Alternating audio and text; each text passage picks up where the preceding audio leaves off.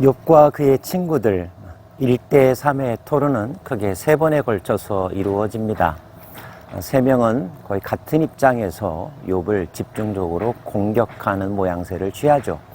욥은 이에 대하여 서운해하는 감정, 그리고 반론, 자기 생각을 이야기하면서 그의 시선을 하나님께로 돌려 하나님 앞에 하소연하고 또 하나님의 뜻을 알고 싶다고 간청하기도 합니다. 3번째 토론의 마지막 주자는 빌닷이었습니다. 그런데 25장을 살펴보면 그 빌닷의 한 이야기가 모두 6절까지밖에 되지 않다는 것을 알 수 있습니다. 그는 왜 이렇게 짧게 이야기했을까요? 할 말이 없어서였을까요? 그런데 우리가 26장을 살펴보면 아마도 욥이 그 말을 가로채고 자기의 주장을 길게 말하기 위함이었던 것 같습니다. 26장 1절입니다. 욥이 대답하여 이르되 내가 힘없는 자를 참 잘도 도와주는구나. 기력 없는 팔을 참 잘도 구원하여 주는구나. 지혜 없는 자를 참 잘도 가르치는구나. 비아냥이라는 느낌 느끼시죠? 너가 참 많이도 도와준다. 그래, 잘났다. 이런 뉘앙스입니다. 큰 지식을 참 잘도 자랑하는구나. 잘난 체 하는구나. 이런 말이죠. 내가 누구를 향하여 말하느냐? 누구의 정신이 내게서 왔느냐? 너 도대체 어디에서 듣고 그런 이야기를 하는 거냐? 너의 생각의 출처가 어디냐? 따져 묻고 있습니다. 욥은 친구들 그리고 빌닷의 전체적인 생각과 그들이 하는 말 도저히 동의할 수가 없고 또 신뢰할 수 없다는 생각, 거기서 변함이 없습니다. 욥은 이야기합니다.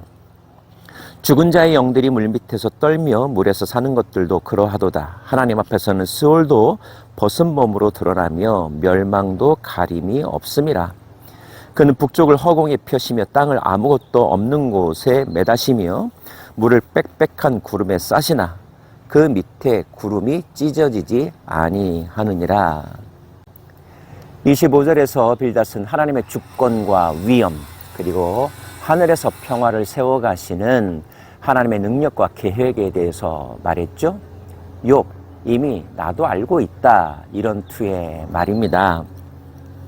그는 시적인 표현으로 하나님의 하신 일들을 말하죠. 북쪽을 허공에 펴시며 땅을 아무것도 없는 곳에 매다시며. 혹시 여러분 아바타라는 영화 보신 적이 있으십니까? 그 영화가 처음 나왔을 때 그 광경 때문에 많은 사람들은 놀랐습니다. 와, 저런 세상이 있다니 하는 생각이죠. 공중에 산이 매달려 있고 또 구름이 돌아다니고 사람들이 날아다니는 모습, 정말 환상적인 모습이었는데요. 저는 욥기 26장을 읽으면서 혹시 아바타의 아이디어가 여기서 오지 않았나 하는 생각을 할 정도였습니다. 그는 보름달을 가리시고 자기 구름을 그 위에 펴시며 수면의 경계를 그으시니 빛과 어둠이 함께 끝나는 곳이니라. 그가 꾸짖으신 즉 하늘 기둥이 흔들리며 놀라느니라. 그는 능력으로 바다를 잔잔하게 하시며 지혜로 라합을 깨뜨리시며 그의 입김으로 하늘을 맑게 하시고 손으로 날렵한 뱀을 무찌르시나니. 이 우주 공간에 아름다운 행성체를 만드신 하나님, 그리고 그 행성체 안에는 환상적이고 신비롭고 놀라운 광경들로 가득 차 있다는 거죠. 게다가 그분은 그 모든 것들을 다스리십니다. 경계를 정하셨고요, 명령하셨고요, 움직이십니다. 때로는 그가 꾸짖으십니다. 그러면 하늘 기둥이 흔들리며 놀란다고 표현하고 있습니다. 하나님의 전적인 지휘 아래서 우주 세계가 움직이는 모습 상상이 되시죠? 하나님은 우주의 오케스트라의 지휘자이신 것 같습니다.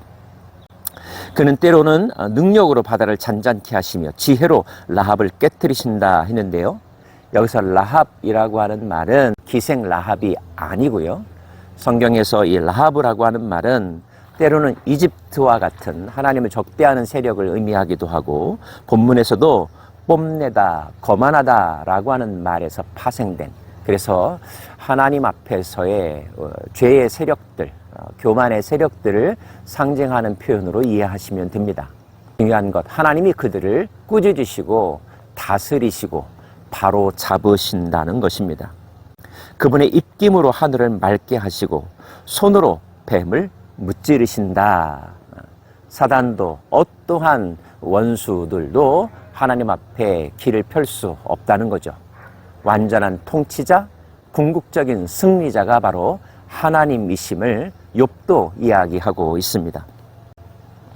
보라, 이런 것들은 그의 행사의 단편일 뿐이요 우리가 그들에게서 들은 것도 속삭이는 소리일 뿐이니 그 큰 능력의 우레소리를 누가 능히 헤아리랴.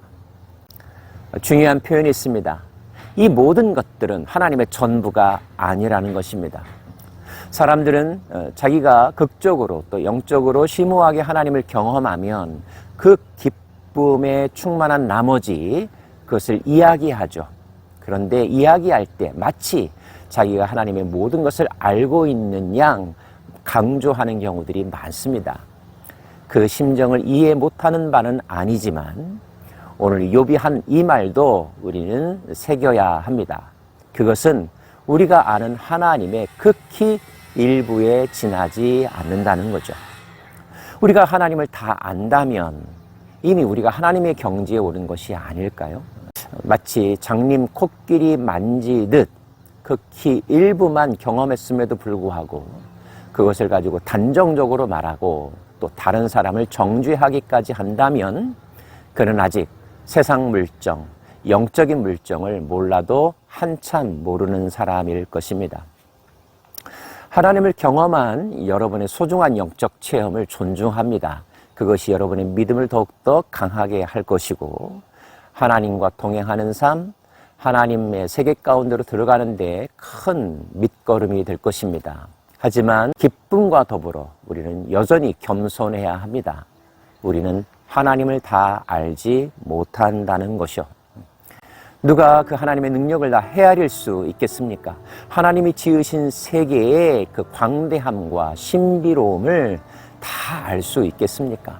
뭔가 확실한 체험을 했다고 하는 사람들이 훗날 함정에 빠뜨리고 실족해야 되는 가장 큰 이유 가운데 하나는 자기 믿음에 심취하여 도취하여 자기가 하나님인 양 착각하게 된다는 데 있습니다. 그것은 단순한 착각이 아니라 교만이라는 것. 그 교만은 패망의 선봉이라는 것 마음속에 새길 수 있기를 원합니다. 욥도 친구들에게 그 말을 하고 싶었던 것 같습니다. 기도하십시다.